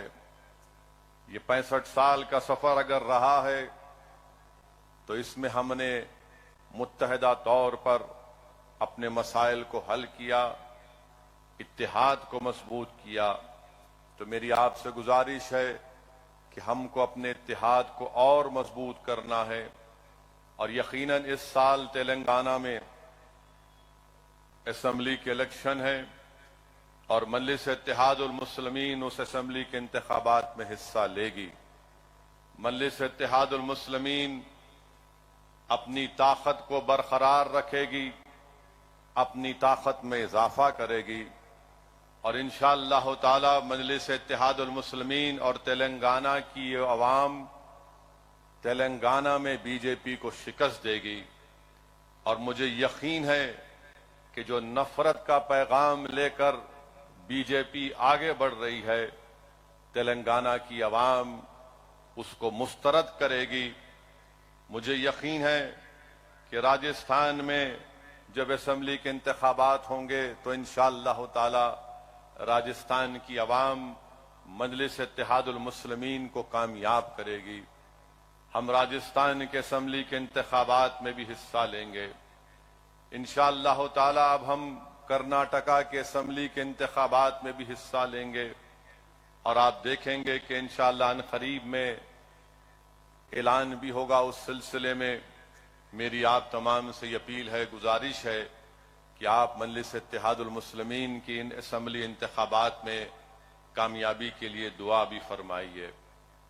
मेरे अजीज दोस्तों, इज्जतदार और माँ और बहनों, तेलंगाना में भारतीय जनता पार्टी की तरफ से बहुत सी बातें बोली जा रही हैं और जितनी बातें बोली जा रही हैं वो सिर्फ नफरत की बुनियाद पर। भारतीय जनता पार्टी उम्मीद दिलाने का नाम नहीं है, भारतीय जनता पार्टी खौफ दिलाने का काम करती है तेलंगाना में। इसीलिए आए दिन कोई ना कोई एक बयान दिया जाता है कि ऐसा कर देंगे, फुला कर देंगे। मैं तेलंगाना की आवाम से ये बताना चाहूंगा कि तेलंगाना रियासत जब से बनी तेलंगाना में अमन मजबूत होता रहा। तेलंगाना में फसाद नहीं हुआ बल्कि तेलंगाना में तरक्की हुई है। चाहे वो सॉफ्टवेयर इंडस्ट्री हो, चाहे वो दूसरे इंडस्ट्रीज हो, फार्मास्यूटिकल की इंडस्ट्रीज हो। तेलंगाना का जीडीपी, रियासती जीडीपी उन रियासतों से बढ़कर है जहां पर बीजेपी इख्तिदार में है। यकीनन तेलंगाना में ऐसे वाकयात हुए हैं जिस पर हम भी शर्मिंदा हैं और हम उसकी मजम्मत करते हैं। चाहे वो आलेर का इनकाउंटर हो या फिर पुलिस कस्टडी में खदीर खां की मौत हो मेदक में, हम इसकी मजम्मत करते हैं। मैं इस बात का इकरार करता हूं कि और बहुत से काम होना बाकी है, मगर आपकी आवाज मजलिस इत्तेहादुल मुस्लिमीन है और मजलिस उन मसाइल को जरूर हल करेगी। मगर एक बात का ख्याल रखिए कि आज मजलिस आपकी एक ताकत और शनाख्त बनकर उभरी है, मगर दूसरी रियासतों की तरफ नजर उठाकर देख लीजिए कि क्या पुरसाने हाल है। वहां पर कोई आवाज उठाना तो छोड़िए, कोई आंसू पोंछने के लिए तैयार नहीं है दलित और मुसलमान और आदिवासियों के लिए। तो इसीलिए मेरे अजीज दोस्तों और बुजुर्गों, इस साल के आखिर में जो असेंबली इंतखाबात होने जा रहे हैं, हमको पहले से ज्यादा मुत्तहिद होना है। हमको अभी से हम अपने उस स्ट्रेटजी को बनाना पड़ेगा और हम बनाएंगे इंशाअल्लाह ताला। और मजलिस में और बीजेपी और दीगर पार्टियों में फर्क ये है कि वो इलेक्शन से 8 महीने पहले बेदार होते हैं, मगर भारत में अगर कोई सियासी पार्टी है जो इलेक्शन खत्म होते ही अवाम की खिदमत करते रहती है और इलेक्शन के दौरान भी अवाम की खिदमत करती रहती है, तो मजलिस इत्तेहादुल मुस्लिमीन है। दारुस्सलाम जिस सरजमीन पर आज आप और हम बैठकर मजलिस इत्तेहादुल मुस्लिमीन के 65 साला जश्न को मना रहे हैं, यही दफ्तर में एमएलएज, एमपीज, कानून साज कौंसिल के मेंबर, अराकीन बल्दिया बैठकर अवाम की खिदमत करते रहते हैं और बीजेपी सिर्फ नफरत और जहर उगलते रहती है। इसीलिए आज आप देख रहे हैं कि तेलंगाना की अवाम बीजेपी से तंग आना और बीजेपी से तंग आना शुरू हो चुका है। और खास तौर से मैं तो तेलंगाना बल्कि पूरे भारत की महिलाओं से, हमारी इज्जतदार माँ और बहनों से पूछ रहा हूं कि जब आप वोट डालने जाएंगे तो गैस के सिलेंडर को नमस्कार या सलाम करके जाना। गैस का सिलेंडर को नमस्कार और सलाम इसलिए करना क्योंकि गैस के सिलेंडर में मोदी जी ने जो हवा छोड़ी है, इतना महंगा गैस का सिलेंडर हो चुका है कि आज कितना 1200 रुपये, कितना हो गया? हाँ, 1600 चिल्लर रुपये। ये मोदी जी का कारनामा है। यानी महिलाओं के नाम पर, खवातीन के नाम पर वोट तो हासिल किए, मगर आज गैस का सिलेंडर 1600 रुपये हो चुका है। तो पूरे भारत की जनता को ये देखना पड़ेगा, खास तौर से हमारी इज्जतदार और माँ और बहनों को, कि गैस का सिलेंडर कितना महंगा हो चुका है। दूसरी बात कि चाइना का नाम हमारे वजीर आजम नहीं लेते। आज हमारा वतन 2000 स्क्वायर किलोमीटर की जमीन चाइना को खो चुका है। चाइना हमारी 2000 स्क्वायर फुट जमीन पर कब्जा करके बैठा है और हमारे मुल्क के वजीर खारिजा ये एक इंटरव्यू में कहते हैं कि भारत एक छोटी इकोनॉमी है, चाइना बड़ी इकोनॉमी है, मैं क्या करूं? हम छोटी इकोनॉमी है, चीन बड़ी इकोनॉमी है, कॉमन सेंस है, मैं क्या करूं? हम वजीर आजम से पूछना चाहते हैं, आरएसएस के लोग जो आजकल पैंट पहनकर लट फिरा रहे हैं, हम वो बीजेपी के अनभक्त जो सोशल मीडिया पर थकते नहीं, मोदी की तारीफ करते, झूठी तारीफ करते रहते हैं, क्या भारत छोटा है? तुमको शर्म नहीं आती इस तरह की बात करते हैं कि हमारी इकोनॉमी छोटी, चीन की इकोनॉमी बड़ी? मुल्क इकोनॉमी से छोटा बड़ा नहीं होता मोदी जी। मुल्क बड़ा होता है बड़ा दिल रखने से, बड़ा जिगर रखने से। आपकी पार्टी में आप 300 एमपी रखकर भी आपके पास ना बड़ा दिल है ना बड़ा जिगर है कि आप चीन की आंख में आंख डाल कर ये कहें कि 2000 किलोमीटर तुमको छोड़ना पड़ेगा। अगर इकोनॉमी के बुनियाद पर मुल्क छोटा बड़ा होता है तो फिर यूक्रेन क्यों लड़ रहा है रशिया से? 79 में वियतनाम अमेरिका से क्यों मुकाबला किया? 1980 में एक छोटा अफगानिस्तान यूएसएसआर से क्यों मुकाबला किया? और अगर इकोनॉमी की बुनियाद पर मुल्क छोटा और बड़ा होता है तो फिर वो फलस्तीनी जिसके पास पत्थर के सिवा कुछ नहीं है, मस्जिद अक्सा और बैतुल मुकद्दस की आजादी के लिए लड़ रहा है, तो फिर क्या कहेंगे उनको? आप बताइए। आप आज बीजेपी और भारत के वजीर आजम के पास मुल्क की फौज पर भरोसा नहीं है, मुल्क की आवाम पर भरोसा नहीं है। और आप कहते हैं कि भारत छोटा है इकोनॉमी की वजह से, फिर कौन से विश्वगुरु की बात भारत के वजीर आजम कर रहे हैं? वजीर खारजा कह रहे, मैं नहीं कह रहा हूं। हम छोटी इकोनॉमी है, चीन बड़ी इकोनॉमी है। अरे छोटे बड़ा ये कब से पैदा हो गया? ये बात कहकर बीजेपी ने इस बात को कबूल कर लिया कि नरेंद्र मोदी चीन के आगे घुटने टेक चुके हैं। नरेंद्र मोदी चीन से हमारी जमीन को वापस नहीं लेना चाहती हैं। अरे एक हुकूमत की बुनियादी जिम्मेदारी होती है कि जमीन की बचाए, मुल्क की, वतन की, देश की जमीन को बचाए। और हमारे वजीर आजम ये कहती हैं हम छोटी इकोनॉमी है, वो बड़ी इकोनॉमी है। अब पूरी दुनिया में क्या में पैगाम चला गया? अमेरिका को क्या पैगाम गया? बर्तानिया को क्या पैगाम गया? ऑस्ट्रेलिया को क्या पैगाम गया? मलेशिया को, सिंगापुर को, साउथ कोरिया को, जापान को क्या पैगाम गया? कि भारत चीन को बड़ा मानता है और अपने आप को छोटा मानता है। मैं बीजेपी से पूछना चाहता हूं, कहां गई तुम्हारा नेशनलिज्म?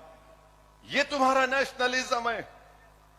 कॉमन सेंस ये नहीं है। कॉमन सेंस ये है कि हम मानते हैं कि चीन ताकतवर है, मगर हम अपनी जमीन को नहीं छोड़ सकते। कॉमन सेंस ये भी है मिस्टर मोदी कि भारत एक न्यूक्लियर पावर है। भारत एक न्यूक्लियर पावर है, ये क्यों नहीं बोलते आप? मगर अफसोस, सवाल अब तय करना पड़ेगा भारत की आवाम को कि वो क्या इसका फैसला करते हैं। और अल्हम्दुलिल्लाह मजलिस जुनैद और नसीर की मौत हुई घाटमीका में, जो राजस्थान में है। इनको हरियाणा ले जाकर किडनैप करके इनको जिंदा जला दिया गया था। मुझे मौका मिला, ये मेरी बदकिस्मती रही कि मैं उस घर को गया, जिस घर में जुनैद के घर को गया। वहां पर जुनैद के 6 औलाद और जुनैद का बड़ा भाई जो नीम पागल है, उसकी 7 औलाद की जिम्मेदारी भी जुनैद पर थी। हम खाली वहां पर खड़े हुए थे एक जिंदा लाश की तरह, जब उसके घर वाले उन मासूम बच्चों को बता रहे थे कि ये जुनैद की औलाद है, ये जुनैद के बड़े भाई की औलाद है। और रो कर कह रहे थे, बताओ ओवैसी, अब इन बच्चों का कौन ख्याल रखेगा? मेरे अजीज दोस्तों और बुजुर्गों, जुनैद और नसीर सिर्फ मुसलमान नहीं थे, बल्कि इस अजीम भारत के शहरी थे। राइट टू लाइफ भारत के संविधान में एक फंडामेंटल राइट है। कोई किसी को मार नहीं सकता, तो कोई किसी की जान कैसे ले सकता है? और सेकुलरिज्म की बात करने वाले कांग्रेस के लोग, हमने मुतालबा किया था कि वजीर आजम को, जुनैद और नसीर को जिस बर्बरियत से किडनैप करके जला दिया गया, ये सो कॉल्ड नाम निहाद गौ रक्षकों की वजह से जो एक टेररिस्ट बन चुके हैं। राजस्थान के चीफ मिनिस्टर नहीं गए, मगर आज मालूम हुआ कि शायद अशोक गहलोत जा सकते हैं, क्योंकि मजलिस कह रही थी। तो राजस्थान की आवाम ने देख लिया कि मैंने आज से 4 महीने पहले जयपुर में जाकर कहा था कि विजारती अखिलती बहबूद का बजट कम है, तो थोड़ा बढ़ा दिया गया, कुछ 300 करोड़ या 350 करोड़ कुछ किए। जुनैद और नसीर की मौत पर चीफ मिनिस्टर नहीं गए, बल्कि एक शादी में गए थे। वहां से चंद आधे घंटे के फासले पर घाटमीका था। अब मालूम हुआ कि शायद अशोक गहलोत भी जाएंगे। और मैं आपसे वादा कर रहा हूं कि इंशाअल्लाह ताला मेदक के खदीर खान हो, जुनैद हो, नसीर हो, इंशाअल्लाह ताला मजलिस इत्तेहादुल मुस्लिमीन इनकी माली इमदाद करेगी। इनके अकाउंट के डिटेल्स हमारे पास आएंगे तो हम इंशाअल्लाह ताला उनकी बेवाओं के अकाउंट में मजलिस माली इमदाद करेगी। मैं आपसे वादा कर रहा हूं कि हम उन खानदानों के साथ थे और है और रहेंगे। और कौसर मोहिउद्दीन और मेदक के सदर भी कदीर खान के अफराद खानदान और उनकी बेवा के साथ हैं। और मुझे अभी कौसर मोहिउद्दीन एमएलए बता रहे थे कि मंजलिस के मुकामी लोगों की नुमाइंदगी पर कदीर खान की बेवा को 2 BHK मंजूर हुआ है और इंशाअल्लाह ताला टिमरिस्क स्कूल में उस बेवा को भी नौकरी का इंतजाम किया जाएगा। ये बड़ा ही दर्दनाक वाकया है कदीर खान का। जितना भी हम मजम्मत करें कम है। हम तो तेलंगाना की हुकूमत से मुतालबा करते हैं कि पुलिस वालों के ऊपर 302 का सेक्शन लगाकर उन पर केस चलना चाहिए। सस्पेंशन पनिशमेंट नहीं है, 302 का IPC का सेक्शन उन पर लगाया जाए। मगर आपको मालूम मेरे भाई, जुनैद और नसीर को जिन लोगों ने रुक जाइए जुनैद और नसीर को उनके अफराद खानदान ने जब पुलिस वालों के पास जाकर कंप्लेन दी तो घाट वहां पे पुलिस के लोगों ने कहा निकलो यहां से बाहर जाओ। कोई पुलिस वाले पे कुछ नहीं होता वहां राजस्थान में, ना हरियाणा, बल्कि हरियाणा की हुकूमत ने तो एक स्पेशल सेल बना दिया है। यानी एक सो कॉल्ड गौ रक्षक जो चाहे कर सकते, उनको लाइसेंस वेपन दे दिया गया। एक जुल्म हो रहा है और मुसलमानों को मारकर बीजेपी उनकी तड़प को दिखाकर, उनकी जलती हुई लाशों को दिखाकर, उनके मुंह से बहता हुआ खून जो वारिस का था और कासिम नामी बच्चे को गोली मारकर बीजेपी हरियाणा में अपनी सियासी ताकत को मजबूत बनाना चाहती है। मगर याद रखिए, आप जो सियासी ताकत मजबूत बना रहे हैं उससे देश कमजोर होगा, उससे रूल ऑफ लॉ कमजोर हो रहा है, गुंडागर्दी बढ़ रही है, जुल्म बढ़ रहा है। और हम पूछना चाहते हैं भारत के वजीर आजम से, ये पंजाब में जो एक साहब आए हैं दुबई से, उनका नाम अमृत है और बीजेपी बोलती है अमृत काल है। बीजेपी क्या बोलती है? अमृत काल है। ये अमृत काल में ये अमृत कौन है और ये अमित खामोश क्यों है? अगर वही बात अगर कोई मुसलमान बोल देता तो हमारे टीवी के एंकर तो 24 घंटे चलाते, वो ओवैसी ने आज ये कहा है, उसने देश के बारे में कह दिया है। मगर ये क्या है बताइए आप? इस पर कुछ नहीं कहते। और आज अल्हम्दुलिल्लाह सुप्रीम कोर्ट का एक ऑर्डर आया है कि आर्टिकल 324 के तहत, भारत की आईन और संविधान के तहत चीफ इलेक्शन कमिश्नर का जो अपॉइंटमेंट है इलेक्शन कमिश्नर का, सुप्रीम कोर्ट ने कह दिया कि वजीर आजम, लीडर ऑफ अपोजिशन और चीफ जस्टिस ऑफ इंडिया बैठकर तय करेंगे। मजलिस इसका वेलकम करती है, इस डिसीजन का। बहुत अच्छा है। अब बैठकर आप इलेक्शन कमिश्नर और चीफ इलेक्शन कमिश्नर को बनाइए। जमहूरियत का एक ढांचा है, अगर इलेक्शन कमीशन में बहुत ताकत है, बहुत उनको इख्तियारात हैं, और सुप्रीम कोर्ट ने सही ऑब्जर्वेशन किया कि चाहे वो किसी की भी सरकार हो, इलेक्शन कमिश्नर के 6 साल की मियाद पूरी नहीं होती। अब उम्मीद करते कि इससे ट्रांसपेरेंसी आएगी, इससे इलेक्शन कमिश्नर और इंडिपेंडेंट होगा, आजाद होगा। जमहूरियत के लिए बहुत जरूरी है कि इलेक्शन कमीशन में ट्रांसपेरेंसी आए और उसको और इंडिपेंडेंस मिले, जो भारत के आईन की आर्टिकल 324, बल्कि अगर आप कॉन्स्टिट्यूएंट असेंबली के डिबेट्स का मुताला करेंगे, जब आर्टिकल 324 पर बहस हो रही थी तो सबने कहा था कि इलेक्शन कमिश्नर को बहुत इख्तियारात मिलने चाहिए। इसीलिए आप देखते हैं कि इलेक्शन कमिश्नर को अगर हटाना है तो इंपीचमेंट जो जज की होती है उस तरह का तरीकेकार दिया गया था। तो ये हमको काम करना है। तेलंगाना के असेंबली इलेक्शन के लिए यहां पर जो मौजूद हमारे जिम्मेदार हैं, मैं उनसे अपील करूंगा कि आप तैयारी शुरू करिए। क्या तैयारी शुरू करना? कि नफरत का खात्मा हो, अमन की जीत हो और तेलंगाना की जो तरक्की है और खुशहाली है वो जारी और सारी रहे। आप आईन को चाहते हैं या बुलडोजर को चाहते हैं? आप अंबेडकर को पसंद करते हैं जो आइन को बनाया, या आप बुलडोजर को पसंद करते हैं? आप मोहब्बत को पसंद करेंगे या जुल्म को पसंद करेंगे? इस बात का फैसला आपको करना है। और हम इंशाअल्लाह ताला आइन को बचाएंगे, अंबेडकर को कामयाब करेंगे ताकि बुलडोजर न काम हो जाए। हम अमन को कामयाब करेंगे ताकि जुल्म खत्म हो जाए। हम ताकत हासिल करेंगे ताकि मजलूमों को उनका इख्तियार मिल सके। ये काम मंजलिस करती आई और करते रहेंगे। इस सरजमीन से हमारे बुजुर्गों ने हमको यही सिखाया था, हम अपने मरूमीन को, अपने जिम्मेदारों को मायूस नहीं करेंगे और इंशाअल्लाह ताला हशर के मैदान में हम उनको शर्मिंदा होने नहीं देंगे। तो मेरे अजीज दोस्तों और बुजुर्गों, हमको इन नुकात पर काम करते हम आए हैं और इंशाअल्लाह हमको इसी नुकात पर काम करने की जरूरत है।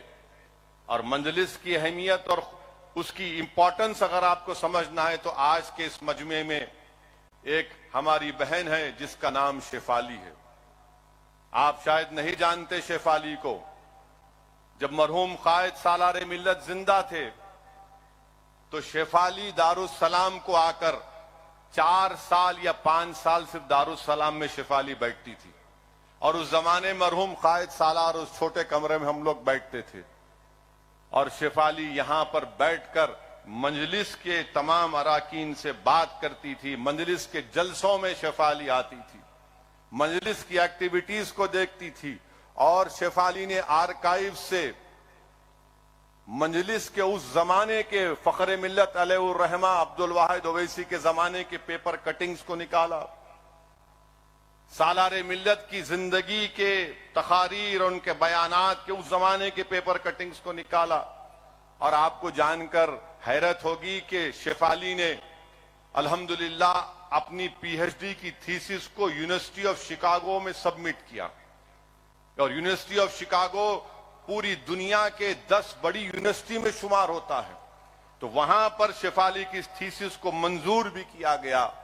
और उस थीसिस में खास बात यह है, ये मैं नहीं शेफाली है, यहां पर मैं मिलूंगा जलसे के बाद, जब मीडिया को भी मिलूंगा तो मीडिया को ही बताऊंगा ये शेफाली है। तो उस थीसिस में शेफाली लिखा कि सालारे मिल्लत की जिस दिन शादी हुई थी, उस शादी की रात किसी ने सालार को फोन करके कहा कि सालार चप्पल बाजार में फसाद हुआ है। तो उस जमाने में ये नहीं था, ये झुंझुना नहीं था जो हमारी जिंदगी अजाब करके रख दिया। यानी दूसरी शादी करने की जरूरत ही नहीं है, आप 2 फोन रख लो, पूरा आपका माशाल्लाह चैन सुकून बर्बाद हो जाता है। तो किसी ने वो फोन 235 क्या नंबर था अकबर, नहीं 2 तो बाद में आया, 35497 मिलाया, लगा के उंगली से, नहीं मालूम ये बच्चों को। वहां से फोन उठाया गया घर में, सालार उठाए फोन, गरजदार आवाज, हेलो, आने सुनने वाला थर-थर कांप जाता था। बोले सालार ऐसा हुआ, सालार नॉर्टन पे बैठ के निकल गए। ये नहीं देखा सालार ने कि आज मेरी शादी की रात है। मेरे अजीज दोस्तों, इन्हीं हमारे बुजुर्गों की कुर्बानियों की वजह से हम यहां पर खड़े हैं। अगर आज असदुद्दीन ओवैसी खड़ा है, मुमताज खान बैठे हैं, एमएलए बनकर सब बैठे हैं, तो हम कोई पब्लिक गार्डन से चल के यहां नहीं आए। पब्लिक गार्डन से चल के यहां नहीं आए, हम बागयामा से उन हरियालियों पे चल के यहां तक नहीं पहुंचे। अब्दुल वाहिद ओवैसी को 11 महीने जेल की सोबतें बर्दाश्त करना पड़ा। मोहम्मद गौस को अपनी शहादत पेश करना पड़ा। लोग नहीं जानते मोहम्मद गौस को, अल्लाह उसकी खबर को नूर से भर दे, जिस शख्स ने मंजलिस के लिए एक एक सांस ली थी, मंजलिस के लिए, उस मोहम्मद गौस ने अपनी जान की कुर्बानी को पेश किया। आप नहीं जानते कि फसादात में क्या क्या मसायब और मुश्किलात का सामना करना पड़ा। मंजलिस के कायदीन को शहर बदर होना पड़ा। मंजलिस के कायदीन को बोलते हैदराबाद से निकलो, इनका हैदराबाद में नहीं रहना, दूर दूर जाकर मंजलिस के बड़े बड़े लोग रहते थे। बहरहाल मेरे अजीज दोस्तों, हिम्मत से काम करने की जरूरत है। हम अपने बुजुर्गों की मेहनत को रायगा जाने नहीं देंगे इंशाअल्लाह ताला। मंजलिस ने वो पैगाम दिया है कि भारत की जमहूरियत में आप रहकर अपनी सियासी ताकत को बना सकते हैं। मंजलिस ने यकीन पैदा किया है कि भारत की जमहूरियत में मजलूमों की क़यादत बन सकती है। मंजलिस ने ये पैगाम दिया है, इस बात को प्रूफ किया है कि अगर भारत की जमहूरियत में कमजोर तबकात की सियासी नुमाइंदगी होगी, एमएलए होंगे, कॉरपोरेटर होंगे, एमपी होंगे, ग्राम पंचायत में नुमाइंदे होंगे, तो उनके मसाइल हल होंगे। जहां पर आपकी आवाज नहीं है वहां पर कोई आपको नहीं पूछता, वहां पर कोई नहीं पूछता, इसलिए कि भारत के किसी कोने में अगर किसी दलित मुसलमान पर जुल्म होता है तो सबसे पहले दारुस्सलाम को इत्तला दी जाती है कि असदुद्दीन ओवैसी को या मंजलिस के कायदीन को बोलो कि कम से कम इस पर तबसरा कर दो, कम से कम इस पर तबसरा करो, रिएक्शन दो। मेरे अजीज दोस्तों और बुजुर्गों, हमको मंजलिस को और मजबूत करना है और इंशाअल्लाह ताला हम मंजलिस को और मजबूत करेंगे। रियासत झारखंड हो या बिहार हो या कहीं पर भी हो जहां पर मंजलिस आज काम कर रही है, हम मंजलिस को कामयाब करेंगे।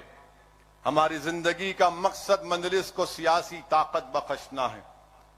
मैं अपने रुफ़क़ाओं से अपील कर रहा हूं कि तुम और हम जब खबरों में जाकर आराम से सो जाएंगे तो ये तिश्नगी लेकर हम अपनी खबरों में जाकर नहीं सोएंगे कि काश मैं कुछ वहां पर जाकर कुछ कर देता, अपनी जमात का परचम लगा देता, अपनी जमात के लिए लोगों को तरगीब देता कि वोट दो मंजलिस को। ये तिश्नगी हम लेकर अपनी खबरों में जाकर नहीं सोएंगे। अल्लाह सुब्हानहू ताला जब तक हमको और आपको जिंदा रखेगा, अल्लाह हमको हमारे जज्बे को जिंदा रखे, अल्लाह हमारी इस फिक्र को जिंदा रखे, अल्लाह हमारे बुजुर्गों की ईसार को जिंदा रखे और हमको अल्लाह तौफीक दे कि हम अपने बुजुर्गों के ईसार के रास्ते पर चले। हम अपनी जिंदगियों में कुर्बानियां हमारे बुजुर्गों ने दी, हम भी देंगे। और मंजलिस के मुखालिफिन को मैं कहूंगा कि तुम जितना बोलना चाहे बोलो, तुम्हारा जितना लिखना चाहे लिखो, तुम जितना इल्जामात लगाना चाहे लगाओ, अब कुछ फर्क नहीं पड़ता, क्योंकि 65 साल से तुम्हारे झूठी बातों का असर नहीं पहुंचा तो अब क्या पहुंचेगा प्यारे। पुकारो जितना पुकारना है। हमको मालूम कि अबू जहल नाकाम होने आया है, अबू जहल नाकाम ही होगा। यजीद के पास ताकत थी मगर पलीद था, बदनाम हुआ और सुबह क़यामत तक यजीद पलीद कहा जाएगा। फिरौन के पास ताकत थी, नमरूद के पास ताकत थी, मगर अल्लाह ने मूसा को कामयाब किया, अल्लाह ने हजरत इब्राहिम अलैहिस्सलाम को कामयाब किया। मेरे अजीज दोस्तों और बुजुर्गों, इख्तिदार को देखकर लोग ताकत की पूजा करते हैं। हम इख्तिदार या ताकत की पूजा नहीं करते, हम इंसाफ करने वालों के साथ रहते हैं, हम मजलूमों के साथ रहते हैं, हम जालिमों का साथ नहीं देते। तो ये पैगाम को समझिए और इसी से हमको मुस्तकबिल का लाहेअमल तय करना है। अल्लाह इस सरजमीन को दारुस्सलाम को सुबह क़यामत तक आबाद और शादाब रखे। ये इदारों को अल्लाह सुबह क़यामत तक आबाद और शादाब रखे। जो एजाज अल्लाह ने हमको इस जमात की खिदमत करने का मौका अल्लाह ने हमको इनायत फरमाया, अल्लाह हमको इन नेमतों से, इनामात से हमारी नस्लों को अल्लाह नवाजे कि हम इस जमात के इस बोझ को, इसकी जिम्मेदारी को उठाते रहें और पूरे इखलास के साथ इसका काम करते रहें। मैं फिर से सलाम करता हूं हमारे तमाम मरहूम कायदीन को, हमारे बुजुर्गों को और हमारे उन ज़ईफ मंजलिस के अराकीन को जो आज अपने घर में बैठकर शायद उनका पोता या उनका नवासा इनको दिखा रहा होगा कि देखो आज जिस दफ्तर के लिए तुमने क्या क्या नहीं किया था, आज वहां पर मजलिस इत्तेहादुल मुस्लिमीन का जश्न मनाया जा रहा है। मैं इन बुजुर्गों को भी सलाम करता हूं। मैं अपने उन बुजुर्गों को याद भी करता हूं जिनके पैरों के पास बैठकर मैंने सियासत सीखी। मैं उन तमाम अराकीन को शुक्रिया अदा करता हूं जिन्होंने मुझे अगर मैं गलती करता हूं तो मुझे अपने तरीके से समझाती हैं कि ये रास्ता है, ये सही तरीका है। यकीनन आपके मशवरों की, आपकी सरपरस्ती की जरूरत है। ये आसान काम नहीं है मेरे अजीज दोस्तों और बुजुर्गों। हम एक मुश्किल काम कर रहे हैं, मगर वो जिंदगी क्या जिंदगी जिसमें मुश्किलात ना हो, वो जिंदगी क्या जिंदगी जिसमें चैलेंजेस ना हो, वो जिंदगी क्या जिंदगी है जिसमें जालिम से मुकाबला ना हो, वो जिंदगी क्या जिंदगी नहीं जिसमें जालिम से मुकाबला करते हुए हक की सरबुलंदी के लिए जान चली जाए। वही जिंदगी कामयाब होती है।